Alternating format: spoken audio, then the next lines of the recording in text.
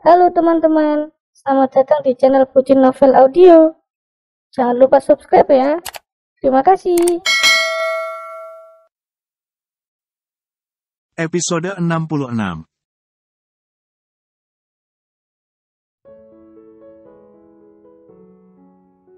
Ia sanggup arum bersama kebahagiaan sempurna yang ia rasakan. Rasanya, hubungan mereka mirip pengantin baru yang sedang manis. Manisnya karena mereka memang menjalani pernikahan berlandaskan cinta. Buktinya, Kalandra yang awalnya sudah rebahan sambil sibuk dengan ponsel, buru bangun kemudian mengulurkan kedua tangannya untuk membimbing Arum duduk atau malah tiduran di sebelahnya. Arum berangsur merebahkan kepalanya di sebelah bahu Kalandra, kemudian ia melongok layar ponsel sang suami yang pria itu tunjukkan kepadanya. Dalam diamnya, Kalandra tengah membalas setiap pesan dari Dr. Andri. Dia tanya, enggak salahkan, kalau dia main ke rumah Widi, terus tanya baik, sudah kangen katanya. Aku bilang enggak salah karena itu jauh lebih baik sekalian silaturahmi. Dia ajak kita sekalian, aku balas enggak mungkin karena selain aku masih sibuk dengan pekerjaan, kamu sama si kembar juga belum memungkinkan, jelas Kalandra mengabarkannya kepada Arum. Ya sudah sih, gitu saja, apa yang sayang lakukan sudah benar. Terus, tadi aku juga ada bilang ke Widi, kalau dia ketemu sama orang julid yang sibuk urus hidupnya, suruh sekalian tuh orang beliin kamu keperluan hidup kamu sama anak kamu. Sanggup enggak? Ucap Arum. Kalandra yang baru memeluknya, sesaat setelah pria itu meletakkan ponselnya di nakas, langsung mesem. Mumpung anak tidur, kita juga tidur, lirih Kalandra sambil tetap mendekap tubuh Arum menggunakan kedua tangannya. Bentar lagi aku harus pompa ASI. Lihat sudah sebengkak ini. Keluh Arum masih dengan serba-serbi setelah melahirkan khususnya perihal payudara bengkak dan puting pun sampai berdarah-darah. Kalandra yang sebenarnya sudah lelah sekaligus mengantuk, berangsur bangun, aku siapin air buat kompres dulu, soalnya itu enggak boleh dibiarin. Setelah mengambil keperluan kompres dan membantunya mengompres, Kalandra juga sudah langsung menyiapkan pompa ASI-nya. Arum benar tinggal pakai karena sekadar bangun, sudah langsung ia bantu. Dan sambil menunggu proses selesai, ia meringkuk di pangkuan Arum. Sayang, kalau mau tidur saja. Ini cepat, kok, yakin Arum. Sementara Kalandra yang sudah memejamkan kedua matanya, berangsur mengangguk-angguk. Kayaknya kita perlu beli kulkas khusus buat Asip Azam Azura, ucap Kalandra walau kedua matanya terpejam dan suaranya pun sudah mulai bergetar. Boleh, apalagi stok Asip aku memang banyak. Malahan, Mas Aidan sekarang juga balik minum ASI, tapi lewat Dotsi, enggak menyusul langsung soalnya kan sudah disapih, cerita Arum di tengah deru suara mesin pompa ASI dan langsung dibalas tawa gemas oleh Kalandra. Sayang, Mas Aidan kayaknya galau. Gamang karena belum terbiasa dengan perubahan sekarang, yakin Kalandra walau kedua matanya masih terpejam. Enggak apa lah, pelan, pasti Mas Aidan terbiasa. Lucunya, dia sudah bilang sayang ke Azam dan Azura. Dicium, gemes banget, yang lirih Arum antusias dalam berceritanya kepada Kalandra yang masih meringkuk di pangkuannya. Walau awalnya Kalandra masih kerap merespons bahkan tertawa, tapi lama Kalandra pulas. Termasuk ketika si kembar bangun dan silih berganti Arum susui, Kalandra sama sekali tidak terusik. Makasih banyak loh, sayang, ditemani sampai sini. Sampai disiapkan semuanya, juga sudah bikin aku makin nyaman. Buktinya, ASI aku selancar sekaligus sekental ini, batin Arum. Sambil memberi Azura ASI, sebelah tangan Arum kerap mengelus kepala Kalandra penuh sayang. Suasana rumah Pasana benar meriah walau tak ada pesta di sana. Di tengah suasana yang dibiarkan terang benderang, semuanya hadir di ruang makan tanpa terkecuali bayinya untuk sahur yang pertama. Sahur pertama berasa mau tawuran. Jadi ingat Pak Haji, sekali boyong keluarga, berasa mau tawuran, Ibu Kalsum yang mengemban Azam, paling heboh. Tak mau kalah dari Azura yang memang tidak mau diam. Kaki dan tangan bayi itu tak hentinya bergerak, gerak mirip mengayuh. Mbak Azura, Agustusannya masih lama, ditahan dulu. Mbak Azura mau lomba lari apa balap karung, kan, goda Pasana yang memang memangku Azura. Lain dengan Azam dan Azura, Aidan anteng makan di pangkuan Kalandra. Keduanya tengah disuapi oleh Arum dengan menu berbeda. "Mas Aidan puasa kan?" tanya Ibu Kalsum sambil menatap Aidan dan bocah itu langsung mengangguk-angguk. Dengan mulut penuh dan sibuk mengunyah, Aidan menatap sang nenek. "Mas Aidan puasa yang setiap saat boleh sahur?" "Ya," sela Pasana sambil menahan tawa, dan lagi, Aidan mengangguk sambil mesem. "Mirip sama Kalandra kalau sudah gitu," sambung Pasana lantaran tingkah Aidan sudah mirip Kalandra. Mungkin karena keduanya kerap bersama hingga Aidan mencontoh interaksi sekaligus cara Kalandra dalam melakukan segala sesuatunya. "Enggak mirip gimana, orang Aidan kakaknya Kalandra. Lihat saja, Kalandra enggak mau kalah. Makan disuapin, minum lebih, serga Ibu Kalsum yang kali ini sengaja menyindir sang putra. Di hadapannya, Kalandra langsung sibuk menahan tawa. "Duh, tanggung jawab Mas Aidan berat. Ada 3 adik yang harus Mas Aida jaga sekaligus." "Ya," sambung Pasana. Arum yang awalnya hanya menahan senyum perlahan menjadi menahan tawa. Kalau sudah bersama layaknya sekarang, Arum merasa sangat terancam. Karena memang akan sangat tidak baik untuk jahitan di jalan lahirnya yang masih rawan. "Papa sama Mama jangan ngelawak terus. Kasihan Arum, jahitannya sakit itu kalau ketawa terus," tegur Kalandra di sela tawanya dan kemudian menerima suapan lagi dari Arum. "Nah, kan, itu jatahnya Mas Aidan, Mas Kala," tegur Ibu Kalsum yang lagi tertawa. Sulit baginya untuk anteng jika suasana sudah seperti sekarang dan semuanya pun terlihat sangat bahagia. "Tapi makannya Mas Aidan enak sih," ucap Kalandra tetap mengunyah makanannya. Kali ini ia menerima makanan yang benar miliknya. "Nanti, buka puasa di rumah, apa kantor, Mas?" tanya Pasana yang memang sudah beres sahur lebih dulu. "Kantor, Pah, tapi abis itu pun, aku masih ada urusan sama klien. Sebenarnya urusannya besok, lagi urus kasus perceraian sama hak asuh anak, kan. Tapi kan besok, Tuan Mahesa sama rombongan, mau mampir, mau jenguk si kembar sekalian silaturahmi," balas Kalandra. Ibu Kalsum dan Pasana langsung bertatapan. Merasa terkejut dengan kabar yang baru saja mereka dengar. Karena yang mereka tahu, Tuan Mahesa orang kaya raya yang juga memiliki saham terbesar di perusahaan Kalandra bernaung. Namun terakhir, istri kedua Tuan Mahesa diketahui bersama Tommy sengaja membunuh Resti. "Kenapa Papa Mama, kelihatan terkejut gitu?" "Biasa saja ucap Kalandra membiarkan Arum mengeringkan kepalanya yang masih setengah basah menggunakan handuk. "Lumrah, cukup terkejut, jauh dari Jakarta, ke sini. Tapi ya alhamdulillah, mereka mau jenguk si kembar dan sampai mau silaturahmi, berarti baik banget," ucap Ibu Kalsum. Pasana yang duduk di sebelah sang istri, langsung menatapnya. "Yang namanya orang baik, pasti ya dicari orang baik, Mah. Jangankan orang yang memang baik, yang awalnya jahat pun bisa jadi keluarga, kalau kita balas mereka dengan kebaikan juga. Lihat, Pak Haji, Septi, Angga, keluarga Mbak Arum, dulu mereka seperti apa, sekarang kita sudah dekat banget, kan?"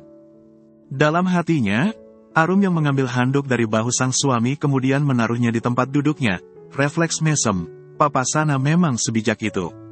Makanya Mas Kala juga ikut enggak kalah bijak. Malahan, walau Papa Sana lucu, Mas Kala jauh lebih lucu soalnya memang perpaduan dengan watak Mamah Kalsum, batin Arum. Kalandra berdeham memasang wajah sekaligus gelagat kurang nyaman. Tatapannya pun kerap menunduk, seiring ia yang membenarkan posisi duduk Aidan di pangkuannya. Omong itu, si ibu Muji kejam banget loh. Dia gitu ke Widi, belum apa sudah direcoki. Sekarang Andri yang kebingungan kenapa Widi sibuk menghindar.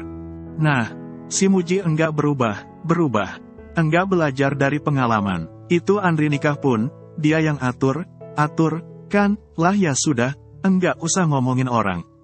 Yang penting kita enggak ikutan. Sekadar mengingatkan saja, apalagi Andri sudah dewasa. Dari awal kan si Muji emang sudah susah dididik, biar Andri saja yang didik. Pasana mengambil jeda sejenak untuk melanjutkan ucapannya. Ia mengambil segelas teh manis panas yang tampaknya sudah jauh lebih dingin dan ada di hadapannya. Kalaupun Widi enggak jadi sama Andri, masih banyak orang baik. Stok orang baik di dunia ini masih banyak. Dijalani saja karena yang namanya jodoh termasuk rezeki. Kalau belum waktunya ya tetap belum bisa kita miliki. Sekeras apapun kita menyiksa diri untuk mendapatkannya. Lihat saja kalian, Kalian sudah merasakannya sendiri. Kalian sebahagia ini setelah sebelumnya sama terluka. Bayangkan kalau Mama Kalsum mirip Ibu Muji, alamatnya Mama sama saja nyiptain neraka buat keluarga kita. Kita sama lihat saja, bakalan seperti apa Andri kalau sama yang sekarang juga kembali dilarang. Tapi kalau Papa lihat Widi, dia nyaman saja pontang, panting kerja mirip baling. Asal jangan diusik, apalagi kena omongan macam omongan Ibu Muji, dia pasti tetap happy. Pasana kembali menutup ucapannya dengan menikmati teh manis yang kini memang sudah jadi hangat kuku. Kalau mengenai itu kemarin sih, aku sudah bilang ke Widi, Pah. Karena kalau masih ada orang yang sibuk urus-urusan Widi, sekalian minta orang itu buat urus tuntas kebutuhan Widi sekeluarga saha. Gitu, ucap Arum dan langsung membuat mertuanya heboh tertawa. Sudah ketularan mamahmu? Ini, ucap Pasana menyamakan Arum dengan Ibu Kalsum. Kalandra yang menjadi tersipu pun berkata, Mama enggak ada apanya kalau dibandingkan sama mamahnya anak, Pah. Jangan lihat wajahnya yang tenang, kalem keibuan. Soalnya kalau sudah kesal, wah. Taflon pun melayang, ya, sergah Pasana yang langsung tertawa lepas. Asli, Mbak. Pas Papa nemenin kamu nemuin Fajar ke bank. Yang Papa sibuk doakan bukan apa. Dalam hati cuma sibuk doa. Ya Allah semoga cucu hamba enggak mirip Fajar walau mamahnya semarah dan sebenci itu ke si Fajar. Lagi tawa dalam kebersamaan di sana pecah, termasuk juga Arum yang ikut tertawa. Duh, jahitanku, batin Arum tak bisa untuk tidak tertawa padahal itu sangat mengganggu jahitannya. Apalagi, Ibu Kalsum juga sampai membahas kabar gigi Fajar yang Kalandra kabarkan masih pongah. Aku kasih kamu gigi palsu bagus, tapi kamu harus setia ke aku. Yah, yang, ucap Hani memaksa Fajar. Kalau aku sampai setia, yang ada aku dosa. Balas Fajar cuek. Dosa apa sih, yang namanya cinta kan enggak kenal dosa. Aku bakalan jadi istri yang baik buat kamu. Buktinya, kemarin aku bantu bayarin hutang kamu, dan aku juga siap urus anak kamu. Aku siap jadi mama yang baik buat mereka, apalagi janda kamu sudah mau nikah sama pria kaya. Seperti hari sebelumnya, kali ini Hani kembali menunggui Fajar bekerja. Karena walau Fajar pongah, cintanya tak berubah. Yang ada Hani si Madu ingin membuktikan keseriusan cintanya. Hari ini saja sepulang Fajar kerja, Hani akan membawa Fajar ke dokter gigi terbaik kenalannya sekalian ngabuburit. Ya ayang, ya, rengek Hani memaksa. Apaan, sih, dibilang enggak boleh, ya enggak boleh. Istighfar Hon. Nama asli kamu siapa kalau sedang bukan jadi Hani? Balas Fajar masih menyikapi Hani dengan sabar.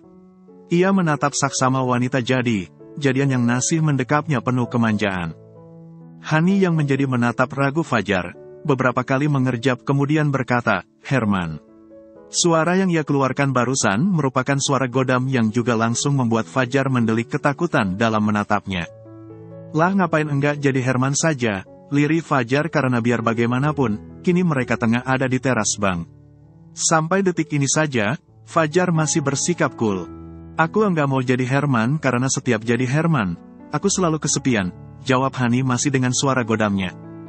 Fajar bergidik ngeri kemudian menggeleng tak habis pikir. Herman atau itu si Hani Madu, masih saja bergelendot manja kepadanya. Fajar sampai merasa sangat malu lantaran semua mata sudah sibuk memperhatikan kebersamaan mereka. Teguran keras pun akhirnya Fajar dapatkan dari sang atasan yang menganggap Fajar sudah sangat meresahkan. Kalau kamu masih mau kerja di sini, tolong jaga sikap kamu. Sudah berulang kali kamu bikin keributan, apalagi saat dulu saja, Angga sudah langsung saya pecat. Terakhir itu saat Mbak Arum bawa Pak DPR ke sini. Saya sampai malu gara kelakuanmu. Nah sekarang, kamu kok malah sama bencong. Pak Mukmin menatap tak habis pikir Fajar, di ruang kerjanya. Mau kamu sama bencong apa malah wewe gombel, memang hak kamu. Namun tolong, jangan sampai dibawa ke tempat kerja, lanjut Pak Mukmin. Di hadapannya, Fajar tetap duduk sambil menunduk dalam. Sekarang saya tanya, kamu mau tetap kerja di sini dan janji tidak membuat masalah lagi? Atau tetap dengan cara hidupmu, tapi silakan mengundurkan diri, daripada saya menghentikan kamu dengan tidak hormat. Lanjut Pak Mukmin dan kali ini sukses membuat Fajar menatapnya.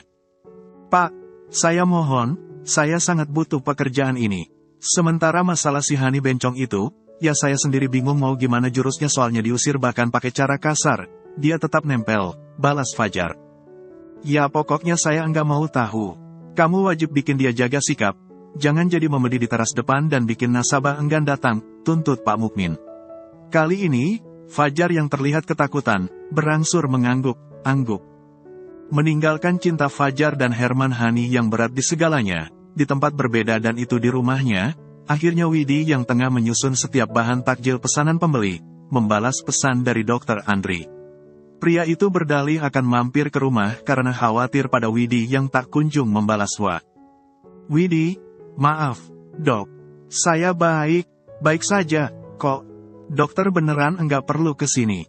Alasan saya tidak menjawab wa dari dokter memang karena ada perasaan yang harus saya jaga. Membaca balasan tersebut, Dr. Andri yang baru keluar dari puskesmas tempatnya bekerja langsung menunduk lemas. Sore yang sudah panas dirasanya makin kejam karena balasan Widi barusan. Di teras depan pintu masuk puskesmas, Dr. Andri yang sudah siap pulang, berangsur membalas pesan Widi. Dr. Andri, memangnya kalau kita dekat, perasaan yang harus kamu jaga, enggak izinin, jujur, kamu enggak sedang dekat dengan siapapun, kan? Pesan Dr. Andri lagi tak berbalas hingga pria itu sengaja mengemudikan motornya menuju rumah Widi tanpa janji. Tepat ketika Widi nyaris pergi mengemudikan motornya untuk mengantar setiap pesanan, Dr. Andri datang. Terkejut, tentu saja, namun Widi berusaha bersikap bisa saja. Wanita itu langsung pamit kepada Mamak dan juga anak-anaknya. Begitupun kepada Dr. Andri yang langsung ia tinggal pergi setelah sebelumnya sampai dipamiti. Mas dokter, ayo masuk. Widi cuma bentar, kok. Mau keliling antar pesanan bahan takjil, baru ke pasar lagi buat beli pesanan sayur. Bulan puasa begini, alhamdulillah pesanan tambah. Ibu Rusmini sengaja basi karena tadi, cara Widi menyikapi Dr. Andri terbilang keji. Dr. Andri yang baru turun dari motor matiknya segera tersenyum kepada Ibu Rusmini. Termasuk juga kepada anak Widi yang mengintip dari balik pintu. Mata tak berdosa itu menatapnya dengan tatapan berminat, tapi hanya sebatas itu karena ketiganya yang sedang minum es menggunakan wadah plastik, berangsur masuk rumah. Ibu Rusmini memperhatikan reaksi Dr. Andri. Ditambah Widi yang langsung mengabaikan pria itu, Ibu Rusmini yakin memang ada yang tidak beres. Izin bertemu anak, Bu, sergah Dr. Andri santun. Oh, iya, silakan. Ibu Rusmini membalas dengan sangat hangat. Ia bahkan sengaja memanggil anak Widi, mengabsennya sesuai nama. Tak sampai 30 menit, Widi sudah kembali. Keranjang yang menghiasi belakang motornya sudah kosong. Namun, motor dinas Dr. Andri masih ada di sana. Kali ini Widi tak akan menghindari lagi agar tidak ada yang salah paham, merasa berharap, atau malah merasa tersakiti lagi. Di ruang keluarga yang juga sudah merangkap menjadi warung keduanya duduk berhadapan tapi tetap berjarak di tikar karakter yang gambarnya sudah menjadi bahan kreativitas anak Widi. Sebagian dari tikar malah banyak yang nyaris bolong. Saya merasa kamu jadi menghindari saya, sejak Mbak Arum lahiran, ucap Dr. Andri langsung terus terang. Di hadapannya, Widi langsung mengangguk, dan sepertinya memang sengaja membenarkan. Iya, Mas. Saya memang sengaja menghindari Mas. Saya tidak bermaksud memfitnah, tapi malam saat saya mengantar Nisa, Mama Mas memang membuat saya melakukan ini semua. Saya rasa, memang sudah sepantasnya begitu. Dan sekarang, setelah Mas tahu alasan saya harap Mas mau mengerti, jelas Widi tegas sekaligus tenang. Ya baiknya memang begini, kita kan juga sudah nggak ada urusan, kasus kecelakaan beneran sudah selesai. Jadi, orang yang enggak tahu sekelas mamahnya dokter, juga enggak akan salah paham lagi, lanjut Widi. Di hadapannya, dengan jarak mereka yang tak sampai 2 meter, kedua mata Dr. Andri sudah langsung merah sekaligus basah. Dr. Andri terlihat nyaris menangis. Nanti saya bicarakan ini dengan mama saya, ucap Dr. Andri berat. Widi mengangguk, itu terserah dokter baiknya mau bagaimana, saya hanya menyampaikan apa yang ingin Mas tahu saja. Balas Widi tak mau ambil pusing karena beban hidupnya saja sudah sangat berat. Berat banget ya Allah, kenapa mama lagi rusuhin urusan aku, kenapa mama nggak bisa kayak mamahnya kala, Padahal pas aku tanya Nisa mau Widi jadi mamahnya, sedih dokter Andri dalam hatinya. Jangan sih, aku enggak mau ambil risiko. Widi masih berusaha menolak secara halus, ketika dokter Andri izin ikut belanja sekaligus mengambil pesanan kepadanya. Masa segitunya? Balas dokter Andri yang memang sudah di motor menyusul kepergian Widi yang buru pergi lagi setelah wanita itu jujur mengenai alasannya menghindarinya. Malahan bisa lebih parah, makanya aku bilang enggak mau ambil risiko. Soalnya dari kata mama dokter yang dalam, takutnya berimbas ke anakku. Kasihan mereka, dok, mereka masih kecil. Kalau bisa memilih, pasti mereka juga bakalan mikir ulang bahkan malah enggak mau dilahirin sama aku. Siapa sih yang mau jadi anaknya janda dan setiap saat dihina tanpa alasan? Setelah berucap demikian, Widi sengaja menatap dokter Andri sambil berkata, aku duluan ya, dok, permisi. Ia mempercepat laju motornya. Tak ada kehangatan apalagi rasa dekat yang Widi berikan lagi. Rasa dekat karena dokter Andri merupakan sahabat Kalandra, hingga hubungan mereka terjalin dengan cepat sekaligus indah. Yang tersisa hanyalah ketakutan, hingga menjaga jarak menjadi satunya pilihan agar semuanya sama aman. Tak mau menyerah, dokter Andri sengaja mempercepat laju motornya, membuatnya kembali bisa di sebelah Widi. Beruntung, mereka sudah tidak di dekat rumah Widi. Karena andai ia, yang melihat pasti geger dan sudah langsung berpikir macam, salah satunya mengira bahwa keduanya memiliki hubungan spesial. Nanti aku bilang ke mamaku karena aku masih ingin usaha. Ya, biarin aku usaha dulu, lagian mama aku belum kenal kamu juga, kan, ucap dokter Andri. Enggak semudah itu sih, dok. Dan aku yakin, dokter jauh lebih paham keadaan mama dokter, dari siapapun. Ibaratnya, di mata beliau kita sudah beda level. Aku juga berani bertaruh. Mulai sekarang kalau ada apa dengan dokter, yang langsung dicari dan suruh tanggung jawab pun aku, balas Widi. Ya sudah, nanti aku urus, serga dokter Andri yang makin menyikapi keadaan dengan serius. Terserah dokter. Namun pada akhirnya, dokter Andri sungguh ikut Widi. Dari semacam ikut belanja ke pasar dan sampai membantu Widi membawa sekaligus menyusun barang, juga ikut ke kontrakan Angga. Ini usahanya papahnya Mas Aidan, ucap dokter Andri kepo. Iya, dok, kalau penasaran masuk saja, Mas Angga sekarang selalu di rumah kok, balas Widi yang buru melepas sandalnya. Assalamualaikum. Waalaikumsalam. Wah, kesayangannya Pak Haji. Sekelas Angga langsung sibuk menahan tawa sebab melihat wajah Widi sudah langsung membuatnya ingat Pak Haji.